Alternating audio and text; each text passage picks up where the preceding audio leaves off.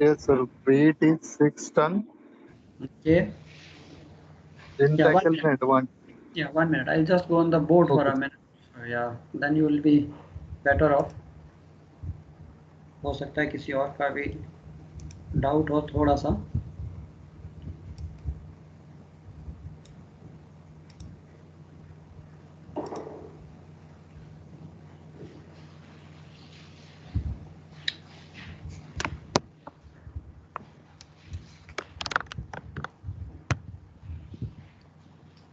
Yeah, okay. I hope all of you can see the board. हाँ जी, आप question बोलिए अभी.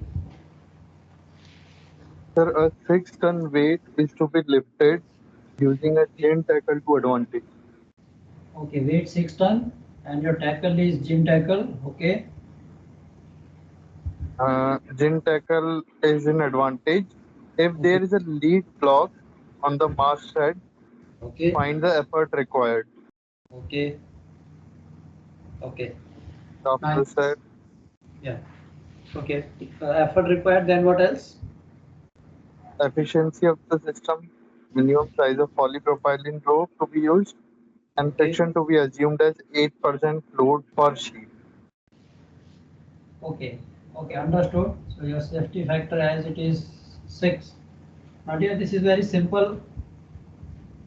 You may be finding that your answer is coming different.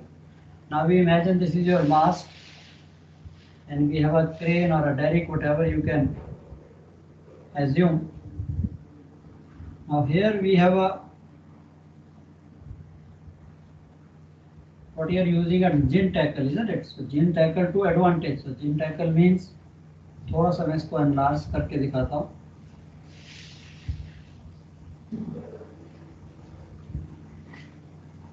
It is 2 sheaves and basically 3 sheaves, isn't it? That is your gin.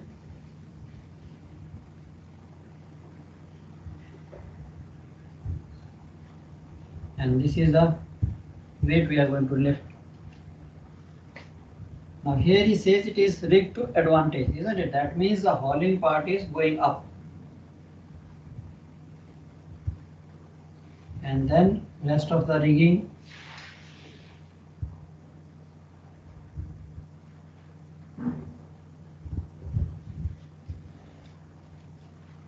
you see your gym tackle to advantage, hauling part, and this is your weight 6 tons of weight to be lifted. Now imagine, yes, it's a very simple example like on the crane. If we rig this purchase to advantage, how do we are going to heave on this hauling part? So we fix up a block here and we pass, this comes to your winch or wherever that motor you have, you are going to heave up. So this is actually the scene that on your crane you have your shackle and you have shackled a gym tackle, 2 sheave block and a 3 sheaves block down below, and it is rigged to advantage. Weight, falling part both moving in same direction. Now in this case what is happening, if I want to find out the effort, effort is equal to basically W upon VR into 1 plus NF, whatever way. तो दूसरा formula वो भी same है, W plus NWF divided by VRF, it is same. So here my weight is 6, VR velocity ratio of gym tackle used to advantage, number of sheaves 5 plus 1 6. तो आप यहाँ पे लिख सकते हो VR will be equal to 5 plus 1. Show it like this. 1 plus number of sheaves. Now here the number of sheaves 1, 2, 3, 4, 5, and this is an additional sheave which is come into picture because this is a lead block. It is not giving me any advantage, but it is just changing the direction of the wire. So there is one sheave. This will also cause friction. This will also add up friction into the system. So it becomes number of sheaves here. आपका जो n है, so your n becomes 5 plus 1, 6. So we do 6 into 8%. 148, 1.48 tons. How much your answer is? 1.4. Okay, now you may be making a mistake of this number of sheaves, and number of sheaves here will be 5 plus 1 this lead block. This is also coming into picture, and this is also adding up into the friction. It's not giving me any advantage. It's like a single wave. Sir इसमें मतलब E1 E2 करके नहीं होएगा Into करके sir E1 E2 करके नहीं होएगा इसमें doesn't make a difference. No need. आप कर भी लीजिए, no need. But simply this is just a lead block. अगर आप even करना चाहते हो, थोड़ा सा फर्क आएगा आपका कि मैं यहाँ का even effort निकाल लेता हूँ, and this becomes the load for this single whip. उसको भी करके देख लेते हैं. Okay, अगर आप 5 से लेते हो, so then it becomes as weight is 6 ton. Again it will be 6. Only what thing will change is number of sheaves. 5 into 8 upon 100. 41.4.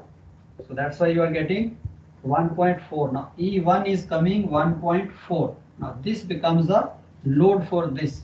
So E2 will be again how much? 1.4 velocity ratio, because this is used to disadvantage 1, and again 1 plus 1 into friction 8 upon 100 for this also. 0.08, so 1.08, so 1.4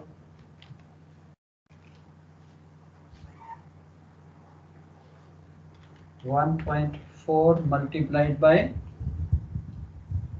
1.08, so your answer is coming 1.52. In this case your effort will be slightly more, 1.52. Here we are getting 1.48. So this is a very simple one, no need. In case if he says many blocks are there, here there is a block and then there is a lead block here also, and then you can do E1, E2, E3. उसको भी आप combine कर सकते हो. So for this is just a to advantage. यहाँ पे उसने एक block लगा दिया है. I think up to this. What is the answer in the book?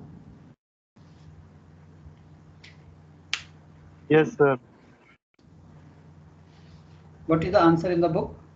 1.48 ton sir. Yeah, so he has done it this way. So you can do it this way. This is just to advantage, and then he has just put a sir lead. Answer same नहीं आएगा तो कुछ problem नहीं है No, no, no. Okay. So but अगर वहाँ पे वो कहता है ये भी एक lead block है, another lead block is there, then also you can do. You just increase the number of sheaves because they are not adding up anything. मैं यहाँ increase कर सकता हूँ. Otherwise E1, E2, E3 वैसे भी कर सकते हो. थोड़ा ही फर्क पड़ेगा. 1.48 is equal to 1.5. ये भी आपका तो सर 1.5. मतलब अगर कोई single Shiv out of tackle है तो उसको number of Shiv direct add कर सकते हैं अगर किसी मशीन का Correct, correct. Because what that sheave is doing, what this additional block is doing, it is not giving me any advantage, isn't it? Yes sir It is just adding up the friction. Friction is 8% of the weight per sheave, isn't it? Her sheave जो है, yes sir if I am picking up a weight of 6 ton, it is giving me a friction of 8%, means 8 upon 100 into 6. इस weight का 8% of the weight, 8% of the weight. So this becomes 0.08 into 6. 0.48 tons की जो friction है, that is getting added up by each sheave. Okay, that's all. So this is how Yes, we sir. we are putting it. So आप उसको किसी method से भी कर सकते हो कि इसको कीजिए, थोड़ा सा आपको फर्क आएगा. Otherwise in the system I'm just increasing the number of sheaves. जैसे मैंने आपको बताया था, आप 4 pick स्टोर से you are picking up there is a David and आपने यहाँ पे एक सिंगल whip लगा दिया, and from your store inside ये आपका booby hatch है, and inside you got a 4-pick store. यहाँ से आपने ये वायर कॉयल उठाना है. अब इसको मैं अगर यहाँ पे खड़े होके डायरेक्टली अगर इसको यहाँ से ऊपर उठाता हूँ, I have to apply lot of force because first of all I am putting against the gravity. तो मैं यहाँ से इसको डायरेक्ट उठाने की बजाय I just rig a single block and then I start heaving up. अब मैं इसको पुल करता हूँ, it is not giving me any advantage, it is just giving advantage. आपको वेट उठाना आसान दिख रहा है, क्यों? That you are pulling with the gravity in the direction of gravity, तब ये आपको वेट आसान दिखता है. When you lift, just bend over it and you try to lift out of this manhole or booby hatch, आपको difficult लगता है, क्यों? कि you are applying a force against the gravity. Gravity नीचे कर रही है, आप उसको ऊपर उठा रहे हो, तब आपको टफ लगता है. यहाँ पे आपको easy लगता है. That's all. I hope clear. और क्या था? I think rest you can do. Mechanical advantage or what is this efficiency? Efficiency will be 6 divided by 1.48. Sir बाकी तो हो जाएगा. Your velocity ratio will be again I think 1/6. So into 100 will give you the this thing and size of the rope and all. So I think I hope clear to everyone. Sir इसमें अगर 2 block होंगे, 2 lead block होते इसमें, तो sir उनका E2 और E3 अपना disadvantage में होता ना. Yeah. तो ये भी आपका because this is this way and this is this way. Now this is again to disadvantage. यहाँ पे E3 जो है वो भी आपका सिंगल व्हीप टू डिसएडवांटेज होगा. This is in opposite direction. ये इस डायरेक्शन में आप इसको अपोजिट में पुल कर रहे हो बिकॉज आपकी विंच जो है, just for clarity you can show your winch is here. ये वायर यहाँ पे जा रही है. Now it looks clear to you. Disadvantage disadvantage. So E2 E3 थोड़ा सा आपका सेकेंड डिजिट जो है चेंज हो जाएगा. That's all. चलो, I hope clear to everyone.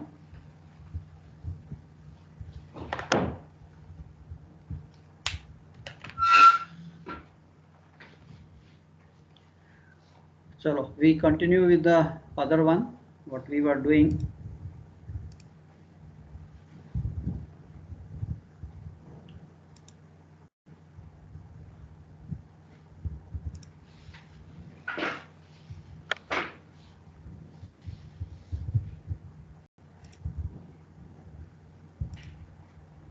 So we were here in cargo gear safety. This we had done. So this we know the safety devices.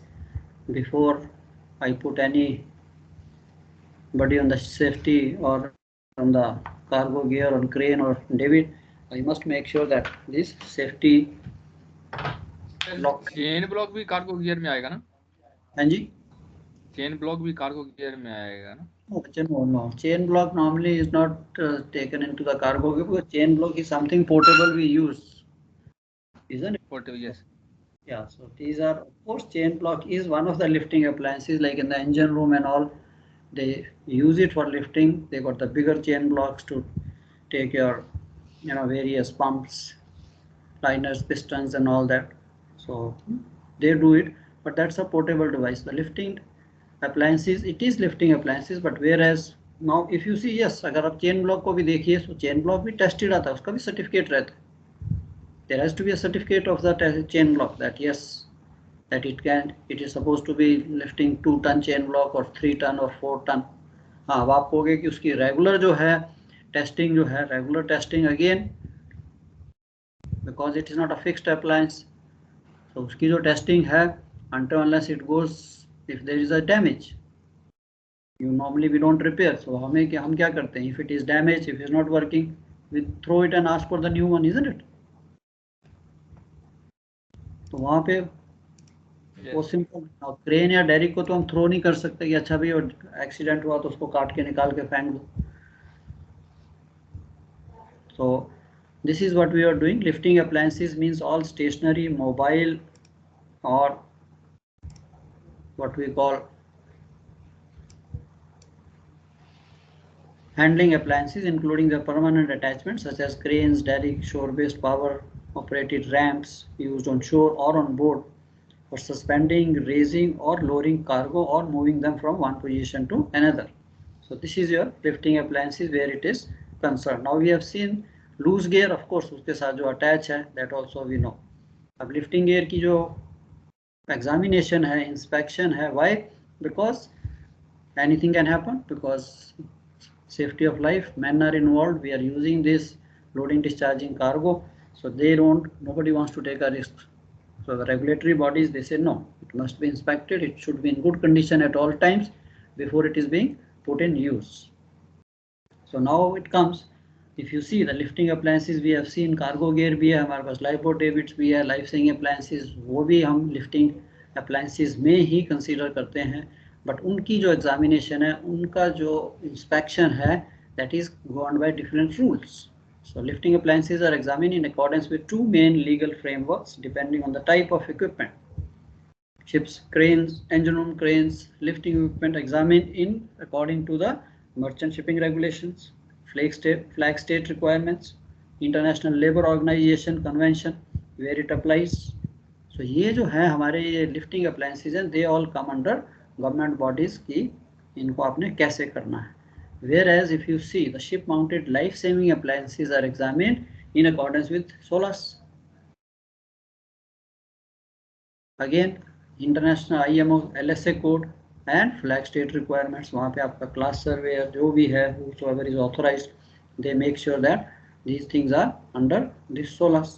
तो अब यहाँ पे हम अपनी जो lifting appliance जो cargo gear को कर रहे हैं, उसके लिए there are few persons who are authorized.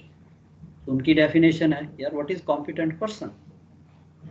ये तो है नहीं कि कोई भी जाके उसको कि अच्छा चेक किया, सब दिखा दिया है, yes crane is very nicely painted and all that, हाँ sir everything is good. And so सबसे पहले जो बंदा उसको चेक करेगा, the guy he has to have a knowledge. It is like tomorrow you are a duty officer, so you become, जिसे कहते हैं authorised, you have the authority. Why? Because you got some sort of certificate with you, isn't it? Somebody has found you qualified that you can do these jobs.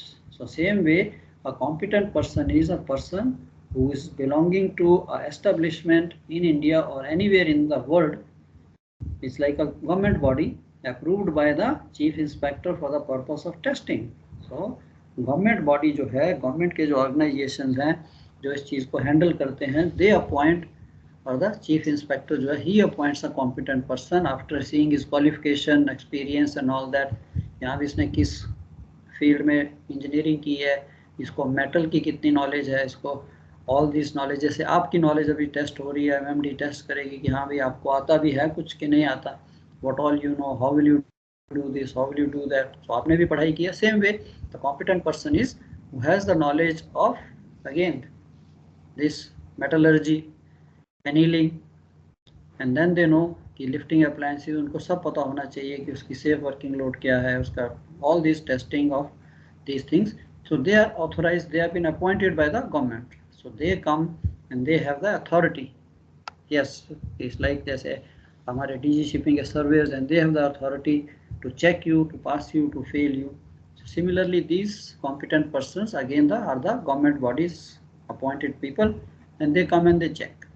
Responsible person again means a person appointed by employer, master of a ship, owner of the gear. अब आप किनारा में gear crane चला रहे हो, so it is the owner जो है, he has to appoint, he has to see. अब आपको एक ड्राइवर भी रखना अपनी मर्सिडीज गाड़ी चलाने के लिए, so definitely you will also see his qualification, experience, isn't it? ऐसे तो रख नहीं दोगे उसकी शक्ल देख. So similarly the responsible person is again appointed by the employer or even the master of a ship, as the case may be, to be responsible for the performance of specific duty or duties, and who has sufficient knowledge. So तभी आपकी appointment होगी कि हाँ भाई ठीक है, you can do this, you can be a chief officer of a ship because you have sufficient knowledge and experience for the requisite authority for proper performance of duties. अब watch में आप एक एवी को तो नहीं खड़ा कर सकते ना ब्रिज वॉच पे कि हाँ भी चलो ठीक है, he is the officer of the watch. कुछ ना कुछ तो क्वालिफिकेशन चाहिए उसके लिए, कुछ ना कुछ तो नॉलेज एक्सपीरियंस चाहिए. And then authorised person means a person authorised by the employer, master of a ship, और रिस्पॉन्सिबल पर्सन. जैसे चीफ ऑफिसर आपको अपॉइंट करते हैं, okay duty officer, you can go and stand outside, just see somebody is working inside that tank. So you are also authorized. Why? Because आपको भी उस conditions, उस task का सब कुछ पता है. You also know you can take the specific task possessing necessary technical knowledge and experience. So ये तो थे, these are the people who can come check the things. अब power of these inspectors, अब ये जो inspectors हैं ये जो आएंगे, because they are authorized by the government and it's a legal framework. So an inspector may at any port for which he is appointed, he can come on the ship, he will come to you, he will introduce you that with the proper letter or whatever system they have, that I am so and so person and I have come for the inspection. Cargo gate की मैंने inspection करनी है, तो आपको ये ठीक है, कोई बात नहीं. So we have to be very polite with any authority. It is just that we are all human beings, so we are all civilised people. ये तो है नहीं कि स्ट्राइप लगा ली तो हम दूसरे को कुछ भी ना समझे. So same way it is everyone respects each other. Then he can make examination of the ship, dock, lifting appliance, loose gear, lifting device, staging, transport, anything, because he is authorized. And he requires any register, muster roll or other document relating to the employment of the dock workers, then he can go to captain, he can see कि अच्छा भी आपका जो crew है उसकी जरा हमें certificates दिखाइए, उनका CTC जो भी उनकी requirement है. So captain keeps all the documents, isn't it? So all the crew, everybody who's working on the ship, they come through a proper channel, proper qualification. Then he can take on the spot or otherwise such evidence of any person which he may deem necessary. So जो भी उसको चाहिए कि उसको लगता है कोई आपकी क्रेन ठीक नहीं है. नॉर्मली अगर कोई स्टीविडोर भी उसको कंप्लेंट करता है कि सर उसकी क्रेन जो है हमें सस्पिशन है, कुछ भी है, वो नहीं ठीक लग रही, तो they can come and examine. तो आप दिखा सकते हो कि ये लो भाई, it is been tested, it is been examined by the authority. तो सारा का सारा उसको इनफ एविडेंस है. So he can take the copies of the register. आपके पास चेन रजिस्टर होता है जिसके ऊपर रिकॉर्ड है, सर्टिफिकेट्स हैं क्रेन्स के, डेरिक्स के, ब्लॉक्स के, वायर्स के. You have worked with the chief officer, so you must have been keeping some paper work. आप उनके साथ करते होंगे. Whenever you receive a wire, whenever we change the wire of any lifting appliance, crane, derrick, gangway, किसी की भी wire change करते हैं तो chief officer makes a note on that certificate. तो उसी सर्टिफिकेट के ऊपर ही हम लिख देते हैं कि okay this wire is used in gangway on so and so date. So that becomes a very good reference. तो वो चीज़ें आपको दिखानी है कि जी ये देखिए ये सर्टिफिकेट है, ये वायर इन यूज़ है. So this is what they are interested. So you can take photograph with your permission, with captain's permission, that if you allow, and just for his satisfaction that everything is in good order, then he has the authority, he has the right to hold anyone inquiry into the cause of any accident by chance. That's why we are all the time talking about safety, that nothing should happen to anybody, whether ship's crew or the stevedore. क्योंकि किसी को कुछ हो गया, लग गई, टांग टूट गई और डेथ हो गई, तो the matter becomes very complicated. फिर सारा का सारा एविडेंस पे सारी चीज़ें चेक होती है. अच्छा ये बताइए how the ship is working, what all things are there, क्या क्या सर्टिफिकेट्स हैं आपके पास, तो सबकी इंक्वायरी शुरू हो जाएगी. सो सबसे पहले अगर डॉक में कुछ भी होता है, so of course nobody does intentionally, but accidents do take place. So whenever this thing takes place, so basic report के लिए these people come and then they hold an inquiry, they check कैसे हुआ, क्या हुआ. So they have to investigate the matter, isn't it? So he has the reason to believe was the result of collapse or failure of any lifting appliance, कि भाई अगर आपकी wire टूटी है, क्रेन जो है it was in a bad shape, not properly maintained, वो गिर गई and it has killed somebody, so then again they will take the appropriate action. Then they can issue a show cause notice relating to safety, health, welfare provisions arising under the act. So ये आजकल सारी ports में है. Not only in India, all over the world people come and check because everyone is safety conscious that nothing should happen. जहाँ पे भी कोई भी काम कर रहा है, he should work in the safe environment. That's all. The safe environment means not your आपका हवा पानी safe होना चाहिए.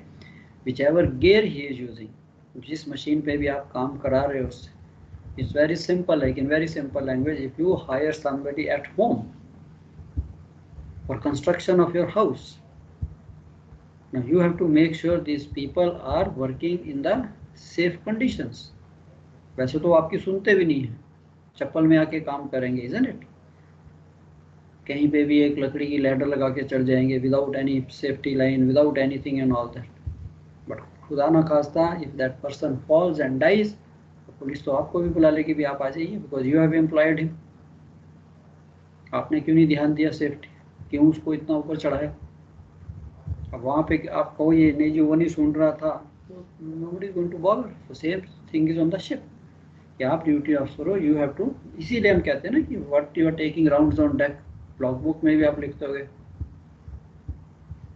Continuous rounds taken on deck, regular rounds taken on deck. उसका मीनिंग है कि regular rounds means you are actually seeing that everything is working in the safe conditions, and he has the right to prosecute conduct, or of course matter goes to the court to defend before any court or complaint, other procedures, direct the port authority, dock labor board or other employees of the dock workers for getting the dock workers medically examined. So जो dock में काम करते हैं ये भी उन्हीं के अंदर आता है कि हाँ भाई सारा system. So it is basically the government body who controls. So उनकी powers तो हैं। A person having general management control of the premises, or the owner, master, officer in charge, or agents of the ship, as the case may be, shall provide such means as may be required by the inspector. So उसको जो भी चाहिए as a duty officer he can say, अच्छा okay your duty officer please show me this please, कि crane चला के दिखाइए, इसका लिमिट स्विच बताइए, कट ऑफ होता है, सिंपल हम दिखा सकते हैं, उसमें क्या। But of course with the proper permission of the master कि sir so and so person has come, he is asking me to do this. तो उनको भी पता है, so first he will go to the captain, he goes to the in charge, isn't it? So they all know the procedure, and then captain साहब आपको बोलेंगे ठीक है अभी he wants to take a round, he wants to see the things, उनको दिखा दीजिए। तो ये तो चीज़ है। and at every visit inspector shall issue an improvement or provision notice. तो कई बार होता है कि they find very small things everywhere. If you see in foreign ports also, sometimes these inspectors come, they don't trouble you, they just take a round and they fill up their own form and then they hand over the copy to you. वो उसके ऊपर अपनी जो भी deficiency उन्होंने देखी है वो लिख देते हैं। It is not serious but they write that this thing is not proper and this light is not burning or there is no enough lighting and all that. So that is a warning to you कि भैया उसको rectify कर लीजिए। Very common, they don't want to disturb because they are not going to ship. Ship is a big thing, so they may not be able to see the duty officer. वो अपना काम करेंगे, तो ये copy जो है gangway के पास जो भी ये भी उसको पकड़ा देंगे, ये भी आपको देगा सर पता नहीं कोई आया था ये कॉपी दे के गया। अब आपका कंट्रोल है कि anybody, that is why the access control on the gangway, any of these inspectors anybody comes, so आपका जो बंदा गैंगवे पे खड़ा है he should be first thing he should interact कि हाँ भाई आप कौन हो, कहाँ से आए हो, किस लिए आए हो। एंड देन आजकल तो वॉकी टॉकी है, ये तो है नहीं कि उसने गैंगवे छोड़ के आपको ढूंढने के लिए आना है। So on the walkie talkie can call you, second साहब, तीन साहब, so and so person has come. So you have to control your watch कि भाई आपको पता है, then you can go and meet him कि हाँ भाई ओके बताइए what is the purpose of your visit, everything should be proper, isn't it. So उसको लाइटली नहीं लेना। अब आपकी जो लाइफ है थोड़ी चेंज होने वाली है because of you guys are going to become the incharge. एंड ऐसा भी नहीं है, डरना भी नहीं, इंचार्ज हो गया और पता नहीं क्या हो जाएगा। You have the people to assist you, help you, you have doubt you can call chief officer, सबके पास वॉकी टॉकी ऑन होती है। And this is how you keep on improving and start learning the things. So where conditions are dangerous to life, safety of health or dock workers, dock work may be prohibited until the defects specified or in the provision notice have been rectified. A person responsible for breach of regulation shall be guilty of an offence and is punishable with imprisonment up to 6 months or a fine. ये तो आपके फिर rule regulation आ जाएंगे जो book में लिखे हैं कि आप इतना फाइन दो, 3 महीने 6 महीने के, because if somebody dies because of the mistake of the in charge, whosoever was in charge of that gear. Dangerous goods we all know that when we study उसको पढ़ेंगे। अब again under dock labor safety there is something called, there are lot of regulations, I will send you the whole thing, but उसमें से main चीज़ें मैंने यहाँ पे just to for discussion की access between shore and ship. अब many times you have rigged the gangway but I am very sure you must not have ever bothered. यार ये जो गैंगवे रिग कर रहे हैं इसकी रूल रिक्वायरमेंट्स क्या है, इसकी रूल रेगुलेशंस क्या है, इसके टर्म कंडीशंस क्या है। सो ये जो गैंगवे जो बनाया जाता है when the ship is built, it is built according to the rule and regulations. किसी भी ये नहीं कि पर्टिकुलर कंट्री के रूल रेगुलेशन, यहाँ पे जो गैंगवे है that is almost international regulation है भी। It is the ship's responsibility. So when a ship is lying at a wharf for the purpose of dock work, that is you come for loading, discharging, any other purpose you come into the port, adequate safe means of access to the ship properly installed and secured shall be provided. So ये ship की responsibility है। So इसके लिए we rig up this gangway in a proper way because it's my responsibility. Nobody should fall. If anybody falls because he slips from the gangway, that means आपका gangway ठीक नहीं। तो ये सारी की सारी रिक्वायरमेंट्स हैं। अब आपको पता लगेगा कि ये access between shore and ship की requirement is a legal one and I am suppose to provide this.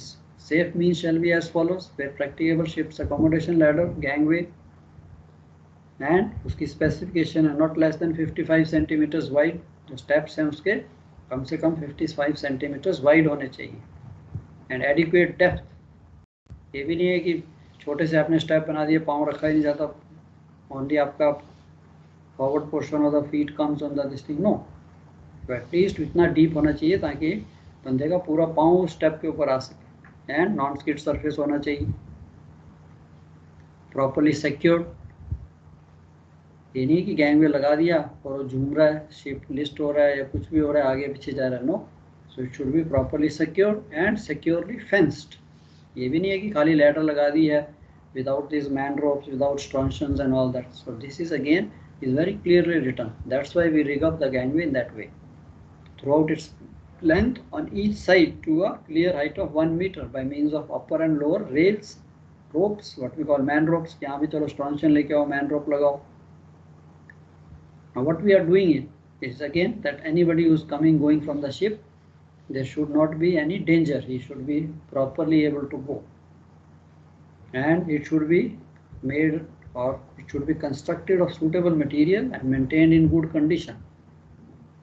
That's why a lot of time the captains are very much careful कि gangway जो है जहाज कितना भी पुराना हो, gangway funnel जो है हमेशा शाइनिंग होनी चाहिए, because that is the first impression. आपके घर में कोई आता है तो अगर आपको कोई फटा हुआ डोर मैट तो नहीं रखोगे ना।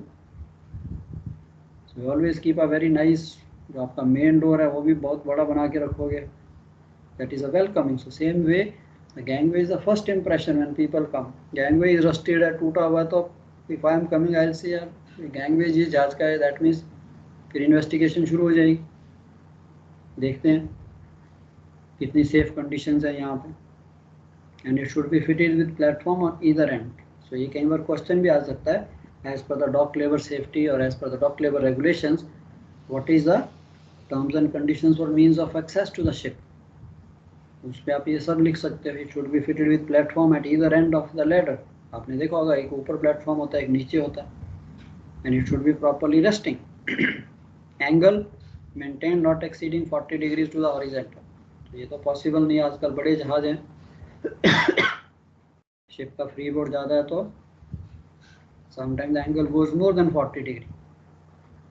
बैलास्ट कंडीशन में होगा, फुली लोडेड में ठीक है, when the ship is close to jetty तब पॉसिबल है। Tide, lot of things are come into picture, but rule regulation says कि नॉर्मल जो एंगल है 40 degree, because then people can safely walk.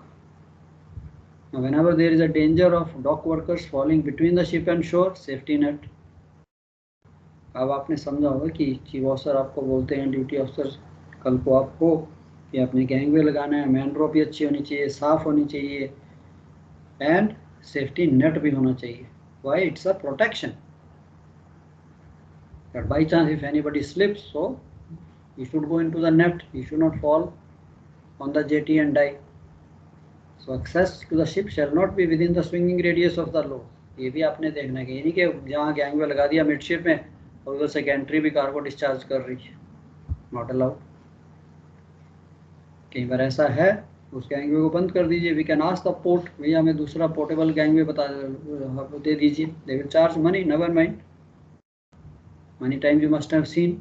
अगर ship में भी एमओटी लैडर होती है, क्रेन से उठा के हम पीछे लगा देते हैं, away from the cargo walk, should be away from the swinging radius of these derricks. Now access between ship and another vessel. अब STS ऑपरेशन जिन्होंने किया होगा दे नो, अब दो शिप एक अलॉन्ग साइड आ रहे हैं तो वहाँ पे भी तू मैं शुरू हो सकती है, मैं ही गैंगवे क्यों दूँ तुम दो, तो वहाँ पे भी रेगुलेशन क्लियर है, जिसका ज़्यादा फ्री बोर्ड होगा he is suppose to provide the gangway, तो उसके लिए आसान है, नीचे वाला तो अपना गैंगवे नहीं ऊपर उठा सकता ना, so then they can say अगर ये रूल रेगुलेशन नहीं है then if I am the even ship with a lesser freeboard I'll ask the other ship, or even if I am the higher freeboard I can ask the दूसरे वाले को भी तुम अपना MOT निकाल के लगाओ। so ये रेगुलेशन क्लियर है, दो जहाज अलॉन्ग साइड हैं तो ship with a higher freeboard। If the other ship is sailing barge, flat keel, lighter vessel of relatively low freeboard, the means of access shall be provided by the ship which has a higher freeboard. So this is again the regulation. Fencing and means of access to the lifting appliances. अब आपके पास crane तो आपने सब पढ़ ली कि हाँ यार ये क्रेन है उसकी मैं सब चेक करूँगा। नाउ आ गया कि यार crane, some of the ships the cranes are very high. तो वहाँ पे आपने एक वर्टिकल लैडर लगा दी, it is not safe. तो वहाँ पे भी safe means of access to every part of the lifting appliance shall be provided. उसके पीछे सेफ्टी रिंग्स आपने देखे लगे होंगे, बाई चांस किसी का हाथ स्लिप होता तो he should not fall straight. Operators platform on every crane or tip driven by the mechanical power shall be securely fenced.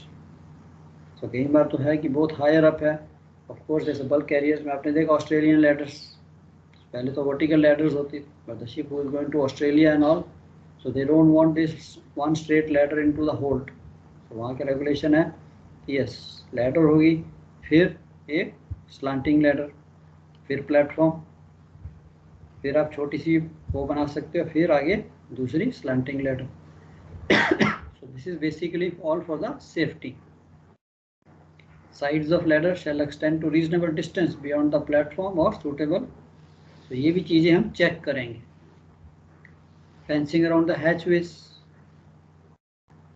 अब ये स्लोली नाउ, अब आप रूल रेगुलेशन पढ़ रहे हो, अब आपके ऊपर रिस्पॉन्सिबिलिटी आ रही है कि यस कि भैया अगर मैंने किसी को होल्ड में भेजना है, every hatchway of hold exceeding 1.5 metre in depth which is not protected by coming to a clear height when not in use either be effectively fenced to a height of 1 meter or be securely covered to prevent dock workers from falling। अब ये भी नहीं है कि आपने अभी आपके बूवी S देखिए, isn't it? थोड़ी हाइट होती है डेक से, 1 मीटर की हाइट होगी, फिर उसके ऊपर बूवी एस का कवर होता है। आपके जो होल्ड्स हैं उनमें भी कॉमिंग है, ये तो है नहीं कि मेन डेक चल रही है और सडनली आपका एकदम से जैसे मैनुअल टाइप कि पूरा का पूरा हैच ओपनिंग काट दी उन्होंने, देन तो एनीबडी कैन फॉल। सो आपके जो हैच कवर्स हैं, जो होल्ड्स हैं, उनके ऊपर जो कॉमिंग है, it is well nobody can fall. हाँ, unless somebody wants to die, then he wants to climb up the combing and then jump, that is a different story। वो भी है चीज़ है, वो भी आपके nicely they are fenced, but अगर by chance जैसे हमने मैनुअल्स वगैरह हैं नहीं है तो उनके चारों तरफ फेंसिंग कर दीजिए। मशीनरी सेम, आपकी विंचेस, मोटर्स जहाँ पे भी हैं, उनकी जहाँ पे भी motors moving parts are there, so you got to be careful that all these machinery जितने मूविंग पार्ट हैं दे आर वेल प्रोटेक्टेड। ये नहीं कि आप चलते चलते किसी का हाथ आ गया वहाँ, जब आपने मेंटेनेंस भी करनी है that time keep the machinery of. Windless वगैरह आपने देखा होगा, उसके जो गियर्स हैं उसके ऊपर कवर लगा होता। एंकर स्टेशन अटेंड किए थे ना, गए थे फॉरवर्ड चीफ ऑफिसर के साथ, सेकंड ऑफिसर के साथ एंकर स्टेशन? यस सर, देखा होगा आपने, विंडलेस होती है, उसके जो ओपन गियर्स होते हैं, isn't it? So they are not kept open, so उनके ऊपर एक कवर लगा होता है, isn't it? So जो भी गियरिंग है, जो भी मोटर्स है, जहाँ पे भी कुछ भी पार्ट है जो डेंजरस है, कहीं पे किसी का हाथ पांव आ सकता है, so this is again the regulation, it should be properly fenced। Steam pipelines हैं, चलो आजकल कम है, but some of the tankers you have heating pipes and all that, पर प्रीवियस टाइम में तो even we had steam winches. अब steam winches हैं तो स्टीम पाइपलाइन तो चलेगी विंच तक जाने के लिए। Now you know steam is so hot, steel pipe के अंदर स्टीम चल रही है तो उसका अगर बाई चांस आपका हाथ पाँव लग गया तो जल जाएगा। तो अगर ऐसा कोई सिस्टम है तो that should be proper lagging होनी चाहिए उसके ऊपर. engine room very common.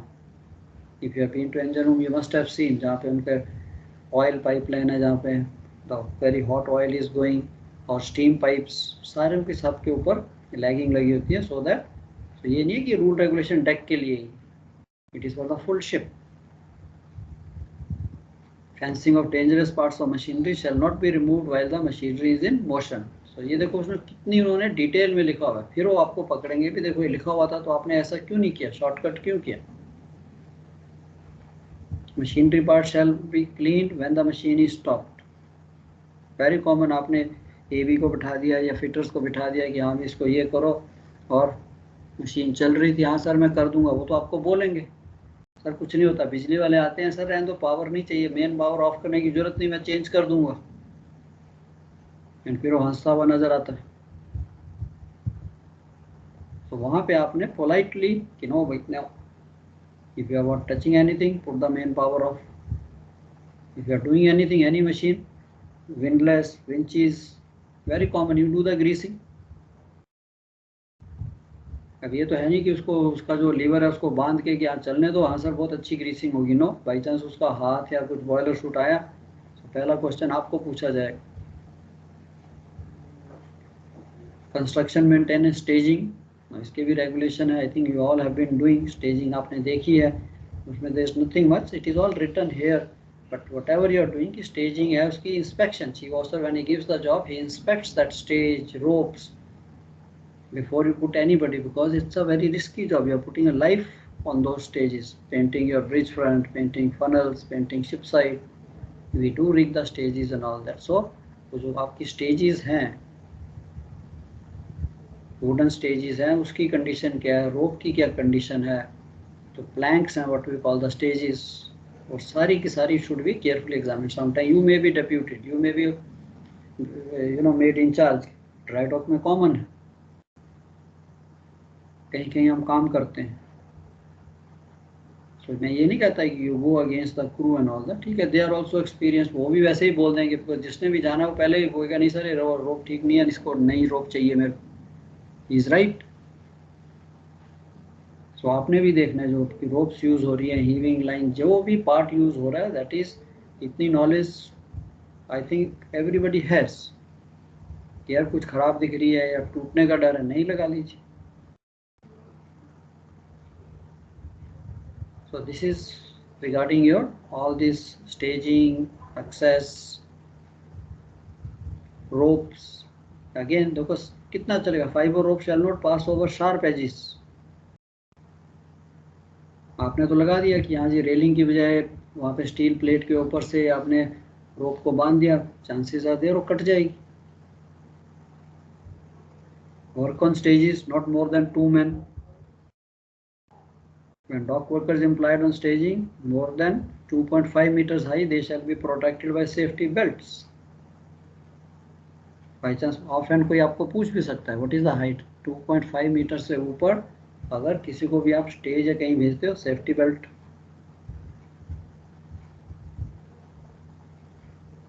Prior to each use, belts, lifeline shall be inspected for dry, rot, chemical damage or other defects. तो इसमें हमें ज़्यादा ही नहीं, पूरा दिन लगाना होता है. Just takes 10 minutes, everybody takes care, even the bosun, he himself, he is also responsible, he also sees. But chief officer भी जाते हुए कि हमें दिखाइए ठीक है, ये रस्सी ठीक है. Many times I have done it. No bosun, ये रोप ठीक नहीं दिख रही, चेंज कीजिए, नहीं काटिए. सर कुछ नहीं होता सर, ये थोड़ी सी गंदी है. No no, no point taking risk, नई रोप ले लीजिए वहाँ से. अब आपका आ गया, चलो ये तो था आपका dock labour about this various items. Now comes the test and periodical examination of your lifting appliances. यार ये जो टेस्ट है ये क्या, procedure for a thorough examination of a lifting appliance. So इसका प्रोसीजर सबसे पहले तो डॉक्यूमेंटेशन. कोई भी सर्वे होता है, कोई भी कुछ होता है, तो सर्वेयर जो आता है तो first thing he checks the documents. So before commencing a thorough examination the surveyor will need to see the register, what we call the chain register, जिसके अंदर आपकी सारी एंट्रीज हैं. चेन रजिस्टर का इट्स जस्ट अ बही खाता, कौन सी crane कब टेस्ट हुई, कब इंस्पेक्ट किया, क्या किया, वो सारी उसके ऊपर एक रेडी रेफरेंस के लिए है. प्लस उसके एंड में ही एक जो भी सर्टिफिकेट्स होते हैं वो सारे डिटेल सर्टिफिकेट में सारी डिटेल होती है।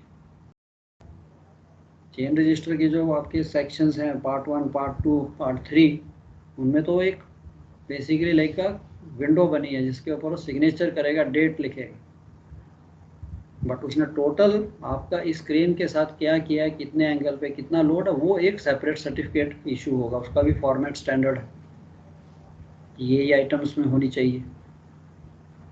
And then that certificate is also attached with the chain register, वो भी हम पढ़ेंगे।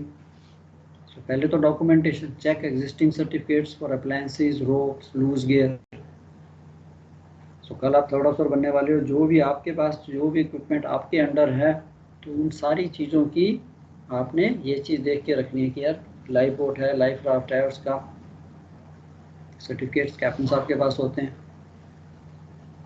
But you also have to have a register कि भाई इसकी लास्ट एग्जामिनेशन कब हुआ था, नेक्स्ट कब ड्यू है, लाइफ राफ्ट कब ड्यू है, लाइफ बॉयज़ कितने हैं, सब की सब स्पेसिफिकेशन आपके पास होनी चाहिए।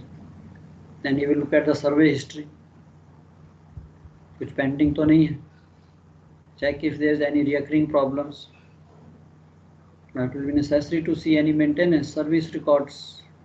तो ये तो सब वो आपके document. Finally to confirm everything is in correct location, it will be necessary to look at the general arrangement plan, reeving diagram, block list, and of course वो डायरेक्ट के टाइम में सारी चीज़ें हैं वो चेक करते थे। आजकल क्रेन है, उसके लिए इतना वो इक्विपमेंट ज़्यादा चेक करने की जरूरत नहीं, बिकॉज क्रेन तो फिक्स्ड है। To prevent unnecessary delay, please ensure this documentation। चलो ये तो आपका काम नहीं है, chief officer, captain, they will keep these things ready। Now what happens if the lifting appliance does not pass the exam? If the surveyor finds defects and the lifting appliance does not meet the requirements, or there is insufficient preparation, he will instruct that this gear must be taken out of service। तो आप उस crane को use नहीं कर सकते जब तक वो सारे के सारे डिफेक्ट रेक्टिफाई नहीं होते। कई बार अगर ज़्यादा सीरियस हुआ तो वो रजिस्टर में भी लिख देगा this crane out of order, it doesn't meet the requirements, or impose condition of class, recommend withdrawal, restrict use of appliance. तो आपने भी यही देखना कि यस, जब आप शिप ज्वाइन करते हो, नॉर्मली चीफ ऑफिसर्स नो कि हाँ ये सारा गियर टेस्टेड है, एवरीथिंग इज ओके।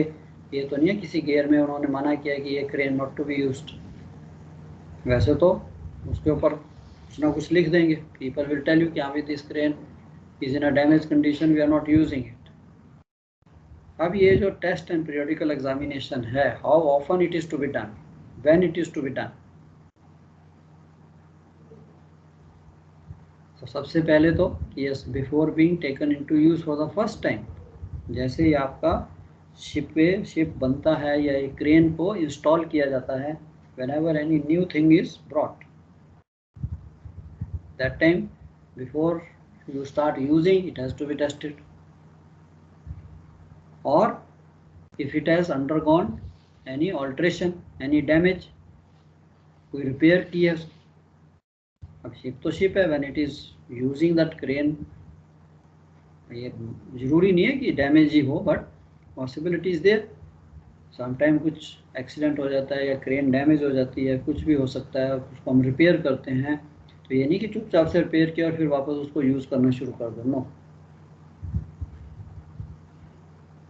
सो अगर आपको कोई पूछे when these lifting appliances to be examine, तो सबसे पहले व्हेन के लिए कि before being taken into use for the first time, or it has undergone any repairs which is going to affect its strength, and also once in every 5 years। इन तीनों में से जो भी चीज़ है, जब नया था तब होगा, रिपेयर हुई तब होगा, और otherwise every 5 years this gear must be tested. All lifting appliances including all parts, gears, shall be tested and examined by a competent person, and all lifting appliances shall be thoroughly examined। ये तो था testing का, testing is every 5 years and examination every 12 months।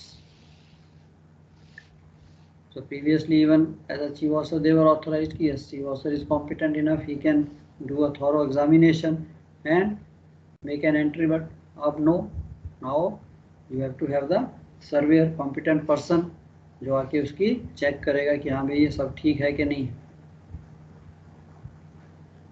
Testing में क्या होगा, examination में क्या होगा सर? या आता हूँ मैं। सी टेस्टिंग में क्या है, testing is like a crane. उसकी testing actually I want to see that if my crane is 20 ton का लोड के लिए बनी है, 20 टन सेफ वर्किंग लोड के लिए बनी, yes sir.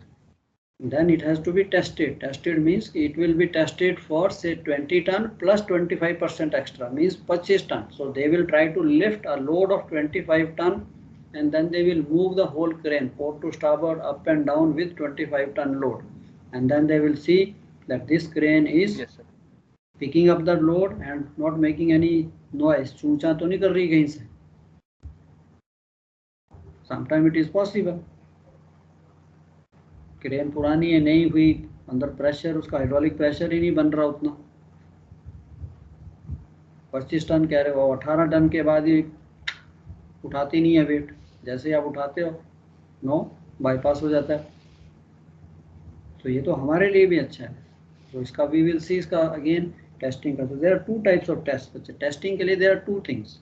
One is actual जो है dynamic testing, one is static test and one is dynamic. तो मैं आपको बता रहा हूँ this called the dynamic test. Normally we do it in the dry dock. कि वहाँ पे उनके पास सीमेंट के ब्लॉक्स होते हैं, वेटेड ब्लॉक्स होते हैं, उनका वेट उनको पता है, 20 टन 25-30 टन के उन्होंने ब्लॉक्स रखे हैं. वो स्लिंग लगाते हैं, then you lift the block with the crane and you move the crane, because operation में हमने उसको वेट को उठा के मूव ही करना है. एंड सेकेंड इज कि समटाइम्स क्रेन डैमेज हो जाती है. जैसे आपने कहा अभी आपने उसको रिपेयर कराया कहीं पोर्ट में, अब मेरे को उसको यूज़ करना है, तो वी विल कॉल समबडी कि यहाँ भी इसकी टेस्टिंग कीजिए. अब वो उसके पास तो 25 टन का वेट नहीं हो सकता. Of course nowadays technology is there. Technology क्या है, it is simple. They have this high density polyurethane bags, plastic के बैग्स हैं, वो खाली फोल्ड करके लेके आता है. उसके बाद वो आपका डेक वाटर से उसमें पानी भर देता है. And he knows the capacity of that bag कि 1.025 डेंसिटी का है, तो उसके अंदर 25 टन पानी की कैपेसिटी का बैग लेके आएगा. तो then you can do the same testing. Same way even the life boats are tested. Life boats का भी डायनामिक टेस्ट होता है. अब लाइफ बोट्स का डायनामिक टेस्ट इज सिमिलर कि भाई life boat capacity with full complement. खाली तो हम अप एंड डाउन करते ही हैं, but life boat with full capacity. अब फुल कैपेसिटी है कि यार 25 बंदों की लाइफ बोट है या 20 की लाइफ बोट है, 75% ईच इंटू 25, तो उतना उस लाइफ बोट के अंदर वेट होना चाहिए. तो वेट कैसे डालेंगे? तो दे ब्रिंग दिस बैग्स. वो बैग्स में पानी भरते हैं और उनको पता है कि ये बैग का वेट 5 टन 10 टन 15 टन जितना भी है, वो बैग आपके बोट में रख देगा. And then you operate the boat. Similarly for the derricks also, for the cranes also. But एक स्टैटिक होता है कि यार चलो अभी पोर्ट है अफ्रीका में कहीं गए, वहाँ पे वर्कशॉप है, वो उसके पास कुछ भी नहीं है.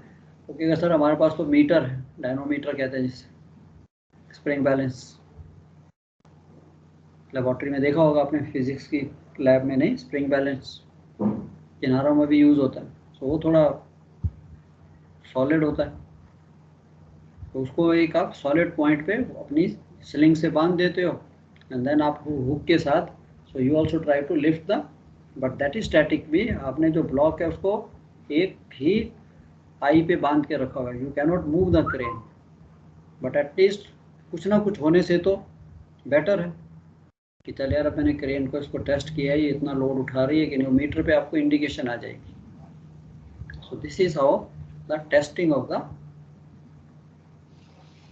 Cargo gear is done. उसमें सारा जो भी है उसका प्रोसीजर है. ये नहीं कि सीधा आए जो हाँ जी चलो उठाओ वेट उठाओ और चलो जी, नो. उससे पहले उसकी वो एग्जामिनेशन करेगा. देखने जैसे डॉक्टर है, ऑपरेशन से पहले वो कितनी चीज़ें चेक करते हैं कि नहीं करते, आपका बीपी, आपका ब्लड. Yes sir. ये तो है नहीं कि सीधा चलो जो ऑपरेशन थिएटर में और काटाकाटी शुरू कर दो और उसके बाद आपका ब्लड ही क्लॉट ही नहीं हो रहा. तो सेम वे यहाँ पे भी गियर का एग्जामिनेशन करना है कि it is fit to be tested और नॉट, क्योंकि you are going to put a extra load. चलो चाय पी लेते हैं फिर 15 मिनट के बाद. So we will discuss these things. And chain register, ये क्वेश्चन भी कॉमन है. What is thorough examination, what is the objective of thorough examination, and how thorough examination is carried out, and what interval, and what are the contents of chain register. That's all. तो इसको आपने एक simple language में समझना है and then समझ के try to right yourself कि कार्गो गियर है क्या, उसकी एग्जामिनेशन क्यों होनी चाहिए, वो भी आपने देख लिया, सेफ्टी एंड ये जो एग्जामिनेशन है इसका पर्पस क्या है, what is the meaning of thorough examination, then how it is conducted, how often to be conducted and how it is conducted, वो भी मैंने आपको बता दिया। प्रोसीजर भी आपने देख लिया कि हाँ भी सबसे पहले डॉक्यूमेंटेशन, आप किसी भी इंटरव्यू में जाते हो तो सबसे पहले वो कहते हैं अपने सर्टिफिकेट की फाइल दिखाओ, इजंट इट। ये तो है नहीं कि सीधा क्वेश्चन पूछना शुरू कर देते, तो वही चीज़ है शिप में भी वही है, डॉक्यूमेंटेशन, फिर चलो डेक पे फिर देखते हैं। चलो अब a cup of T,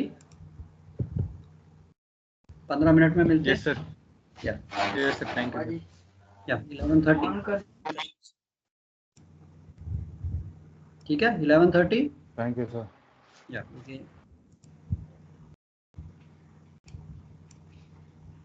yes sir, 11:30। Okay okay.